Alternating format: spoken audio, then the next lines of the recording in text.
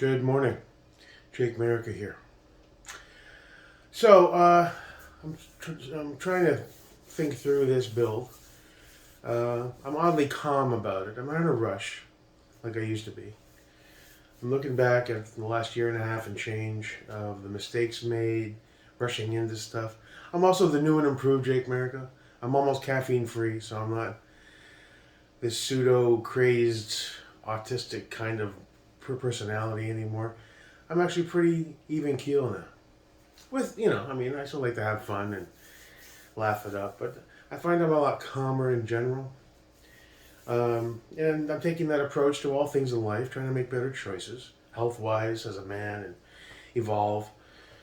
And when it comes to the pew stuff, this build is special to me, and I want to take my time. I don't want to drag it out forever, but, I want to approach it intelligently, calmly, ensure that no mistakes are made based on lessons learned in the past. It's not a build that I'm in a rush to finish. I have decent rifles to go shoot. I will finish this when it's time, and it's not going to take forever, but I thought maybe today would be a good day to strategize on the build plan, so to speak. So let's go to the whiteboard.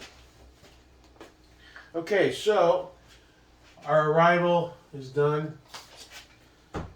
Let's clean this off.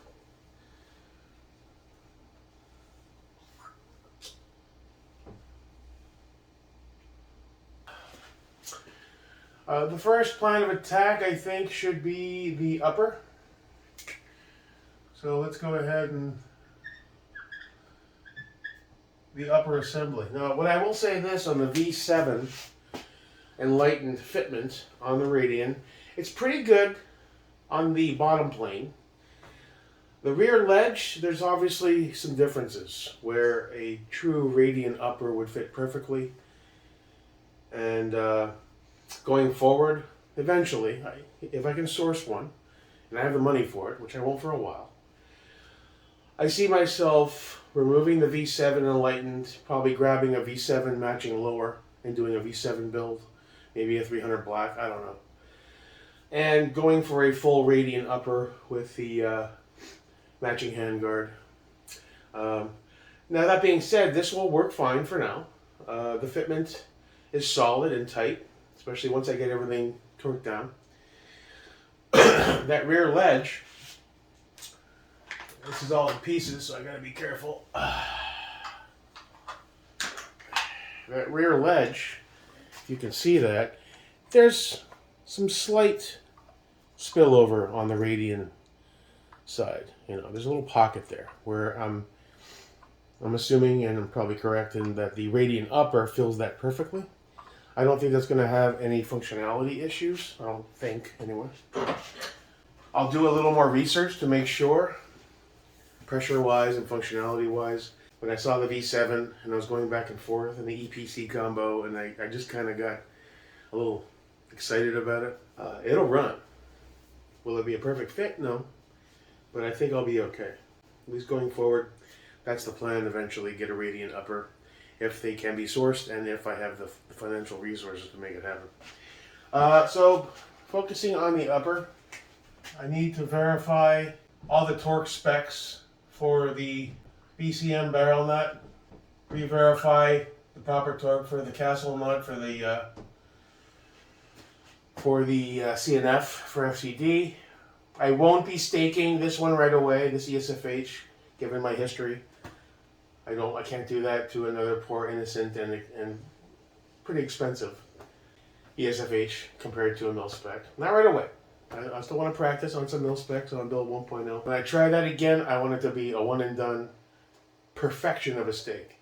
So I want to build that skill set up a little bit. So I'll take the drags on that in the meantime. So we got the barrel nut torque specs, the castle nut torque specs. I think the fitment of the BCM rail is going to be just fine.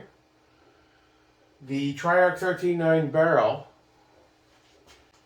is definitely going to require a thermal fit with that V7. Just trying to gently insert that was a no-go yesterday. So that takes us to another issue that we'll just go ahead and do a different color, go purple. Thermal fit. and that's the V7. Enlightened. I think I'll be fine with the heat gun that I've got, the DeWalt. I think I need to, I'll do R with a circle, will stand for research. Research thermal on the V7. Just to see how other people are doing it, how much to heat it up, how hard to force it in, how gentle to be. I don't want to hurt anything. At the same time, it does require some decent force and torque to get it in there when they're... Now, the benefit of a thermofit I can see is obvious. Once that's properly in there, it's solid, you know. It's going to be totally reliable. And then once we get that upper properly torqued and the barrel nut on there, there is the issue of the rail I have is the 13.4. It's sold as a 13 BCM, but it's really 13.39 inches, 13.4. The tri-arc barrel is 13.9, which isn't optimal for future suppression. Now, I still need to reach out to Nick. I don't know if he's still on board with wanting to do that trade with the 12.8 FCD rail. That would be the perfect rail for this build. The BCM will work, and when I'm ready to buy a suppressor and I go through that process and I'm ready to suppress, obviously that rail won't work for that purpose. So I'm going to reach out to him and see if he still wants to do that deal. If not, then I'll just hold off for a while. I'll build it with the BCM and eventually grab a 12.8 from Roger. Easy peasy. Or I may even see what options are out there. Radian stuff is like CAC. It's really hard to track down, hard to source, super expensive. So, you know, going forward, we'll see what happens. And I'm in no rush for it, so we verified our torque specs. We've got our barrel nut on. We've got our castle nut on. We've got our Vieltor system in place. The benefit this time around is I have the fork controlled JCW, which I think is going to make things a lot easier, a lot more precise. And when you have those three lugs and one of the holes isn't quite, it's kind of blocked with the old style armorer's wrench, this little guy will really do the trick so I can get it more precise without damaging the castle nut. So I'm really stoked about that. So we verified our torque on the barrel nut, the castle nut. Then we have the Vieltor. Make sure the castle nut torque and everything is all copacetic. We got our thermal fitment. We're going to do some research on exactly how guys are going about that to do it right the first time. And other than that, once that's together, all we have to do is torque down the knocks to spec. We do have to verify what the shim totals are. I still need to grab one of those sets where it's the predetermined size and they send you all different sizes so you can use one and get it just right. I haven't snagged one of those yet, other than playing the back and forth. Let's try, let's back off a shim, add a shim, whatever. So that pretty much is it for the upper. As far as what I'm going to run, it depends on, as far as charging handle. I have the Mallard FCD, I have the ODG Radian. Now part of our trade deal, if Nick still wanted to do it, was the Radian Raptor, the ODG Raptor, and my SBA3 for the rail. If he's still open to that, great, I'll do that. I'll run the Mallard. If not, I may run the Radian ODG, just because of the Radian lower. I'll probably swap back and forth. It is a nice color match with the ODG. All right, so we've got our thermal fitment research done. We've got our torque specs all verified and double checked. We've got our Vieltor on, castle nuts all torqued properly with the JCW. Our Knox is on there, properly torqued and shimmed. And that's pretty much it for that upper, right? Once that's all dialed in, then we can move on to the lower. When it comes to the ADAC, from what I can tell, there isn't a whole lot that really needs to be done. They've got the mag release already taken care of. They got the full ambi setup on there. We've got the Geissele trigger. We've got to make sure. Oh, I know what to check. The ADAC. I need to verify how much force to apply. I'll probably use the fat wrench if I can for that. We'll call that verify the torque for the upper lower tension screw. We got our Geissele SSAE install. That's pretty straightforward. We need to do the B5P23. That's pretty much it, right? I mean, it's the beauty of the higher quality lowers that they take care of a lot for you. The EPC is already on there, fully installed on the upper. Once that rail is on there. Now this is the Enlightened one, so it doesn't have a forward assist. As I looked at it, one guy was saying you don't need to use a C-clamp, and I was like, what the hell are you talking about?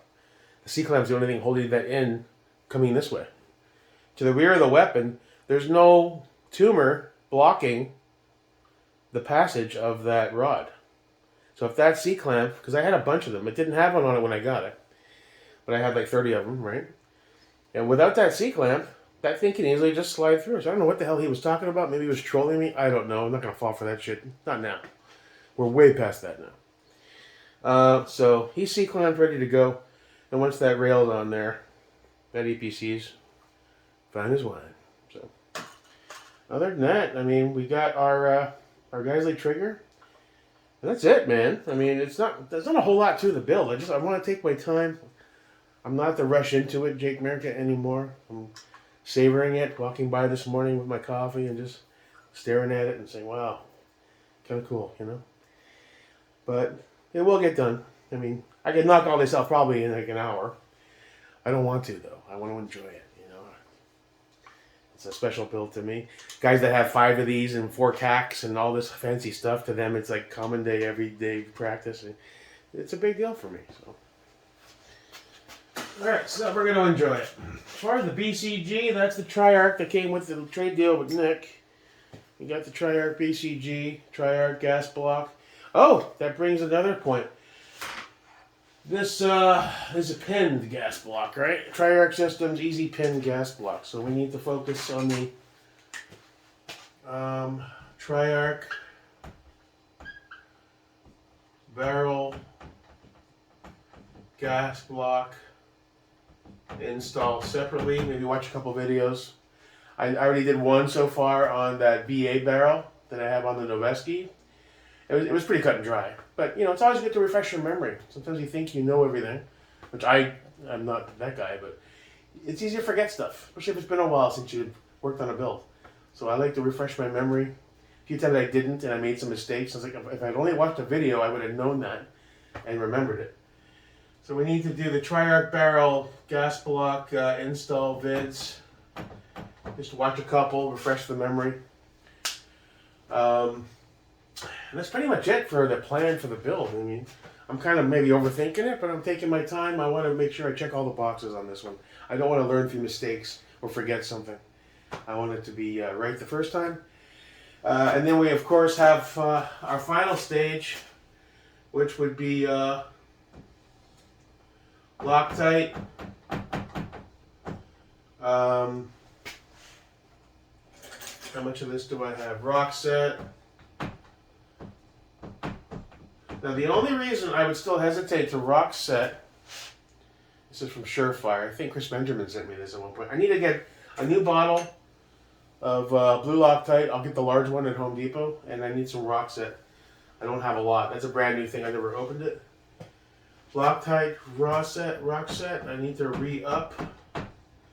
Now, I don't know if I'm going to rock set that Knox on there, simply because I'm building it with the BCM with the intention of running the 12.8 FCD RHF. So, I mean, I don't know how hard it is to get rock set off once you put it on a muzzle. I imagine it's not easy. Requires heat. I mean, I'll be able to break it off, but I'm going to touch base with Nick and see if we're like really close to just doing the trade deal, and it's going to happen within a week or two, and we're going to just, you know, ship things out right away. I won't rock set the muzzle because there's no point. It's just going to come right off, and I'm going to put the FCD rail on. So, and if that's not the case, if that doesn't go down for whatever reason, or he changes his mind or whatever, or I do, whatever, then I will rock set if I'm going to leave that BCM on there for at least a decent time frame. So when I shoot, it's trued and it's solid on there. So, all right, so that's pretty much it for the build plan on the Radian V7 build 13.9. I'll start doing some research, refresh my memory, and then we'll move forward on the upper, and we'll do a video on the upper build. Knock out the lower, soon after. You know, it's not going to take long. But I'm going to be careful. And then the whole torque of that tension screw, I don't know if it's hand tight with a quarter turn like usual, which it probably is the case. But it doesn't hurt to check for specs. Alright, so that's good. Enjoy your day, boys. Thanks for stopping by. Your pal, Jake America.